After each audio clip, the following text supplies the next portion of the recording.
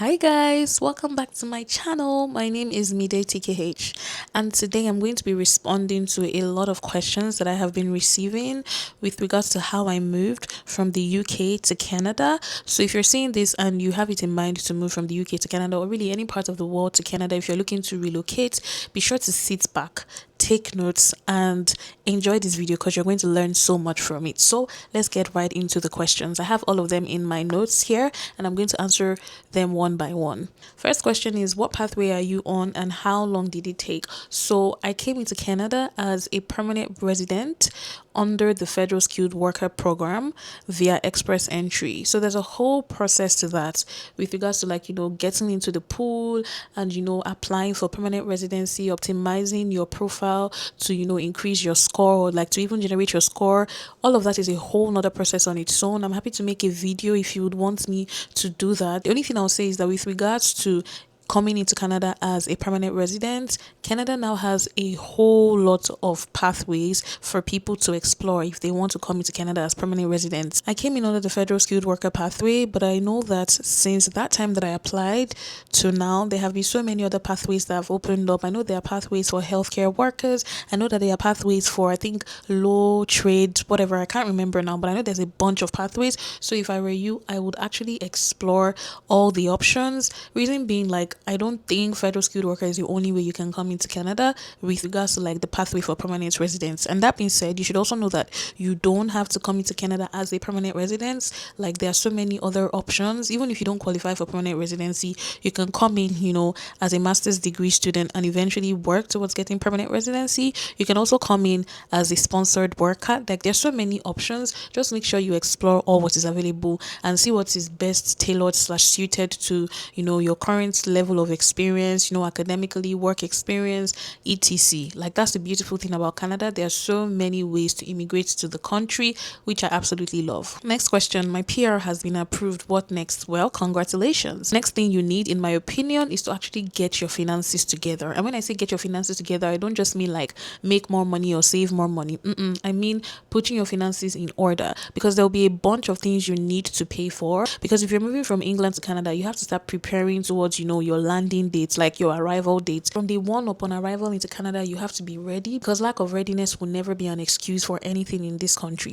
You have to live by the law and play by the books. Luckily for me, one tool that really helped me, stay ready, be ready before / upon arrival, and has even made life easy for me since I arrived with regards to making international transfers, has been Pesa. So Pesa is an app that allows you make international transfers seamlessly, very quickly, and with zero fees. One thing that used to make my blood boil when I would make international transfers back then from England to Canada in preparation for my move would be how slow doing transfers with local banks used to be. And then despite that, they would charge me. I remember the bank I used back when I was in England. One time I made a transaction, they charged me 25 British pounds for a single transaction. And that was when I knew that, okay, this isn't sustainable. I needed to find something that would help me with this. And that was where Pesa came into play. Pesa allows you to make quick international transfers, and I'm talking literally in a couple of minutes. There are zero fees, and the best part is you can actually earn money on your transfer. If you're seeing this, use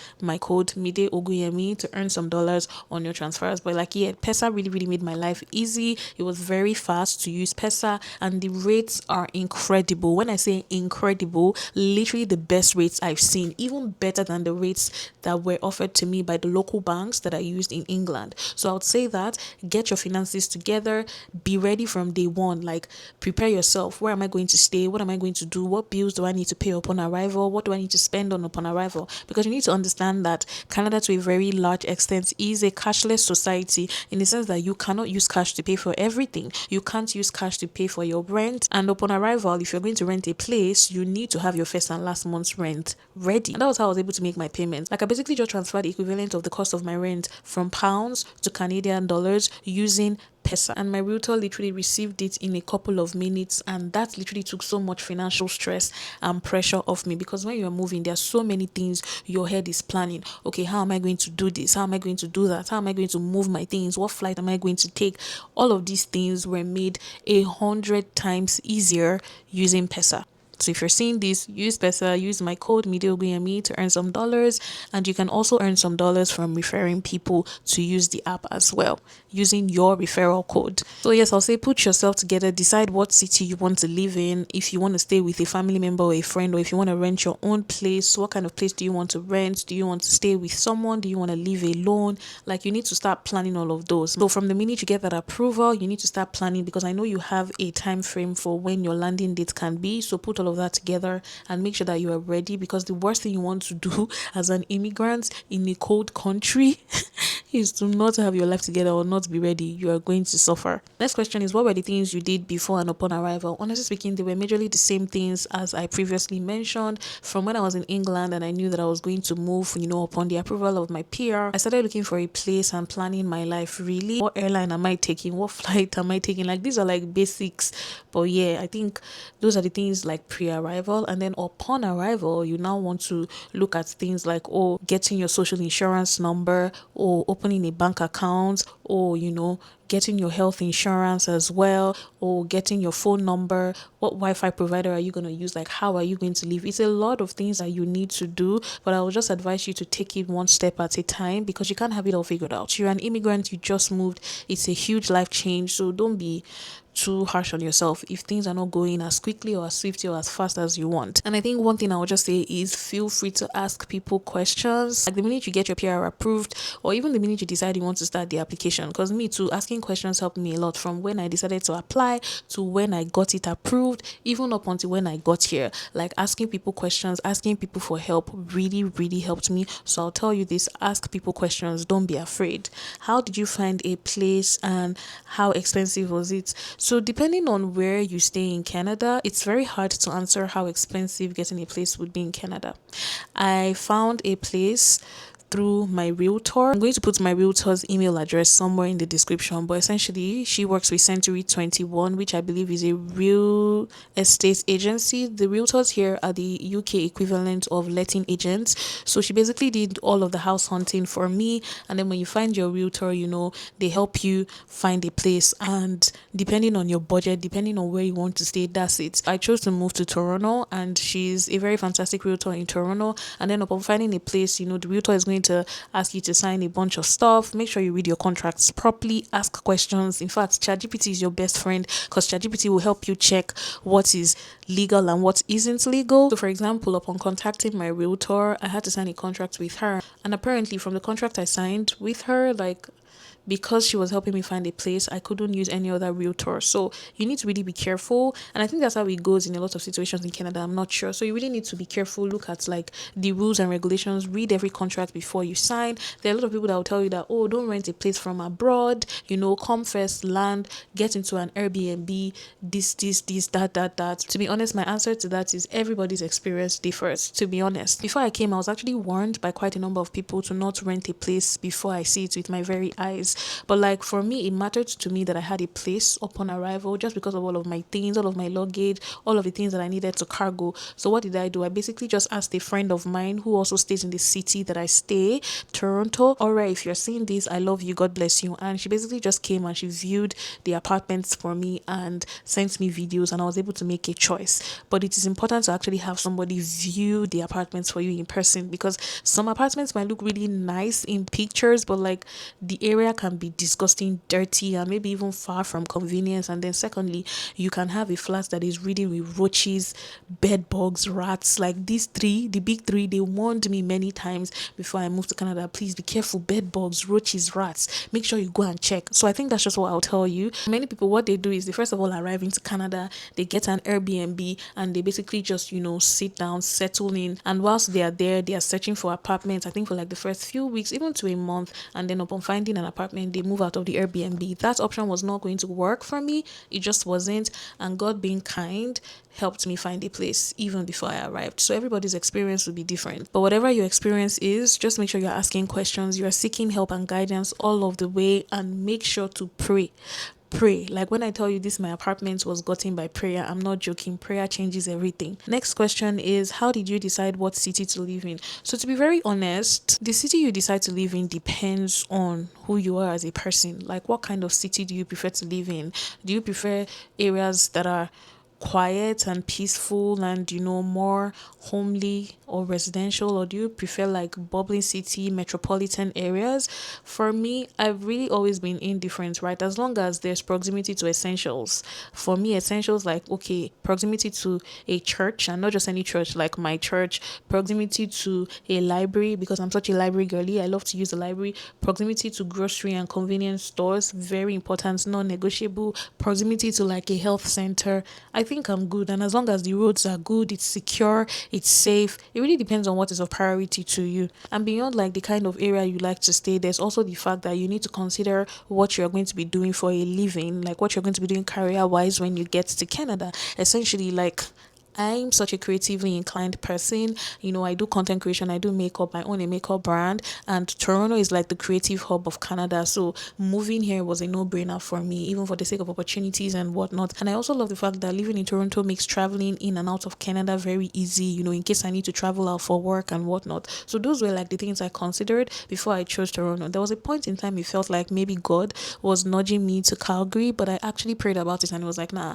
I will have you in Toronto. And I saw him do that by literally opening the door to this apartment and just making life so beautiful and easy for me since I got here. So I would say that the city you decide to live on depends on who you are as a person, your preferences, your priorities, and what you want to do for a living. I also know that there is an express entry pathway called Provincial Nomination Program, PNP. So sometimes some provinces actually nominate people. I know that in the course of doing like my PR application, when I was in the pool and waiting, I did express interest to the province of Alberta to see if they were going to nominate me, but they never did. And I was quite sad then. But in hindsight now, I'm actually grateful because like what I'm doing, it would have made much more sense to actually be in Toronto than being in Alberta. But if you're not in the same field as me, like you can just look at the provinces that are looking to nominate. There are actually some provinces that are nominating people based off, their occupation shortage, what they need, etc. Some are desperately looking for health workers, so it really depends. I think you should also look at the provinces, like what are the availability of jobs in terms of percentage, what's the security situation like. If you're someone who is not necessarily the most inclined to integration, okay, I'm Nigerian, what's the percentage of Nigerians in this city? Can you survive without a community of Nigerians? So just really ask yourself all of the questions that are necessary before you choose where you want to move to. Like I said, I chose Toronto because it really was the best option for me and my career and all that I do. And over time, I just saw that it was actually God's will for me, which brings me to my most important points. Pray, pray, pray. Tell God to, direct your path and He will. Next question is, what are the essential things I need to do to settle in after arrival? Like I previously mentioned, you need to get yourself your social insurance number. That's your SIN. You also need to get yourself a bank account. The process of getting a bank account can be quite stressful in some cases, especially if you've not gotten your SIN, but like whilst you're still waiting for a bank account or trying to figure that out, you don't need to panic too much because again, Pesa, if you came from, I don't know, England or whatever country, like Pesa allows you to actually make borderless transfers. It's like using an actual bank, except this one is literally just as fast and you can transfer from your local currency to Canadian currency and you'll be good. But that being said, you need your social insurance number, you need a bank account, you need a phone number, you also need your health card. To get my health card, I basically googled how to get a health card and they told me everything from head to toe. In Ontario, one of the things they said was, okay, you have to go to a Service Ontario area, which is like one of like their offices owned by the government, if I'm not mistaken, and they basically did everything for me from head to toe. So it really depends on what your priorities are, but I think off the top of my head, those are like the very important things you need to do. Then there are supplementary things like, okay, getting like a Presto card for, transportation. That's like a bus and train pass, if I'm not mistaken. I've not gotten a Presto card because I don't have to travel often for work, like commute within the city often for work, at least not currently, so it isn't of priority to me. And then you can also like get subscriptions and cards to places you buy grocery from, like maybe like Costco, a bunch of other places. But I think priority wise, off the top of my head, you need your health card, you need a phone number, you need your bank account, and you also need your social insurance number. Next question, how much do I need to move to Canada realistically? Honestly, this question I cannot answer it for you because I get this a lot. I cannot answer it for you because we all live different lives, right? Some people are more extravagant than the others. Some know how to manage more than the others. But I'll just say that depending on how you decide to migrate to Canada, be it by permanent residency, be it by sponsored job, be it by school, maybe master's or undergrad, every time you need to make an application for these things, the Canadian government expects you to provide proof of funds, and the proof of funds will entail you having in your possession or account a specific amount of money. That amount of money to the Canadian government, by the calculation of economists, is a realistic amount that you need to hold yourself together at least until you are able to stabilize. As at the time that I did my permanent residency application, I think it was over 13,000 Canadian dollars. So yeah, you gotta ask yourself that question, like, how am I gonna do it? So yeah, that's it, and that's just like their calculation. Things can be very funny and they can change upon arrival, so you really need to think about that. Next question is, how did you sort out moving your things and flying as well? This is such a random question, but I'm gonna answer anyways. For my flights, I actually came in with British Airways, which I find really weird because a lot of people don't know this, but it's actually cheaper to fly from England to Canada via British Airways than Air Canada itself, because I compared the prices and British Airways had a ridiculously fantastic deal. So I would say fly British Airways. I flew British Airways economy, and with regards to like all of my things, I basically cargoed them using Royal Mail, because again, Royal Mail was like 5 to 10 times cheaper than a lot of cargo companies that I was seeing their rates, which is really crazy, because a lot of people don't actually know that Royal Mail can help you cargo your things from the UK to Canada. You just need to make sure you pay for priority shipping, make sure you pay for tracked version, and your things are good to go. Like I shipped about 7 to 8 boxes, large boxes, via Royal Mail. I don't think I spent more than £1,000, if I'm not mistaken. This was much lower than the quotes I had been seeing from other cargo companies. The quotes I had been seeing from other cargo companies were over £2,000, and I'm not joking. For the size of things I needed to ship, the only thing is that obviously upon arrival I needed to pay some duty fees. But if you are a newcomer, actually in many cases you are exempt from certain duty fees, especially if they are personal belongings. So you need to do your research and make sure you are well informed. Next question is, what do I need to do to prepare for the weather and the snow and just the quality of living? To be honest, this is a question that even I myself don't know how to answer, because nothing can ever fully prepare you for what the living experience would be like in Canada. Like people can tell you, they can advise you, they can do this and that, but like until you actually live it yourself, you never would fully know. Before I came, people warned me that, oh, it's really cold, it's this and that. I think you should go to Ontario. It's a much less colder, province in comparison to the other ones. It's one of the reasons why I actually ran away from staying in Alberta. But like since I've come here, the cold in Ontario has been showing me so much pepper. Like I've been falling sick, recovering just because of how harsh the weather has been. So there's nothing that can ever fully prepare you for what you are going to see in terms of like the quality of life. But like for the cold, I would say obviously come in with like thermal wear, jumpers and a good jacket. But the truth is, whatever jacket you are bringing from whatever part of the world, Nigeria, England, whatever it is, like throw it in the dustbin. Like, hello, get down, throw it in the dustbin, because when you get here you will see how cold it is, and it's just best to buy a very thick jacket from here. I got mine from H&M. It was very affordable, I think about $100, and it is very thick, like it keeps me warm. And I also have like those mini heated pads that I hold in my hand, because I noticed that since I moved here, the cold actually really gets to my fingers, and I'm scared of getting a frostbite. So I would say you can never fully know how to prepare until you arrive here. Just do the basics, like okay,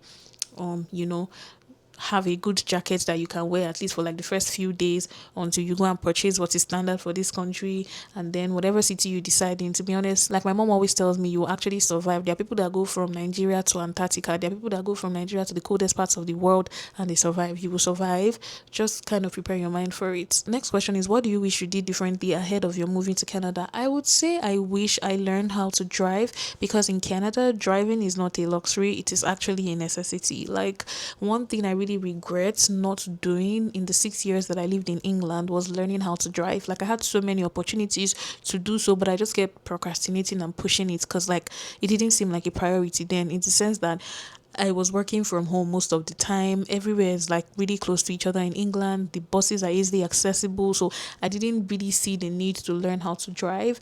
So I don't know how to drive at my big age of 26. And now I'm in Canada and I have to Uber myself everywhere, or like get the bus. And getting the bus in this weather is crazy, because the buses are not always frequent. So yeah, if you're seeing this, learn how to drive. If you don't know how to drive, learn how to drive before you come to Canada. And if you know how to drive, congratulations, you are lucky, you will survive here.